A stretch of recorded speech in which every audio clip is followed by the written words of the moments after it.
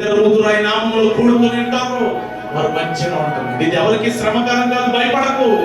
యేసు ప్రభు నీ కొరకు నా కొరకు అక్కడ విజ్ఞాపనలు చేస్తున్నాడు. నిరంతరం కూడా నిన్ను రక్షించడానికి విజ్ఞాపనలు చేస్తున్నాడు. శక్తివంతుడు ఆయన, రాబోతున్నాడు ఆయన. ఇవి నీవు సిద్ధపడవలసిన కుడికలు. క్రీస్తు రెండవ రాకడ కొరకు నీవు సిద్ధపడవలసిన కుడికలే కానీ ఇవి శ్రమకాలం కాదు. నీ కొరకు, నీ బిడ్డల కొరకు కన్నీరు కార్చు.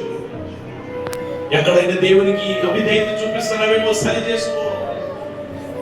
ఇది ఎవరికి శ్రమకాలం కాదు. నువ్వు ఏడవలసిన పని, యేసు ప్రభు కొరకు నువ్వు ఏడవలసిన పని లేదు. ఆ శ్రమ నీ కొరకు నీ కన్నీరు కార్చు.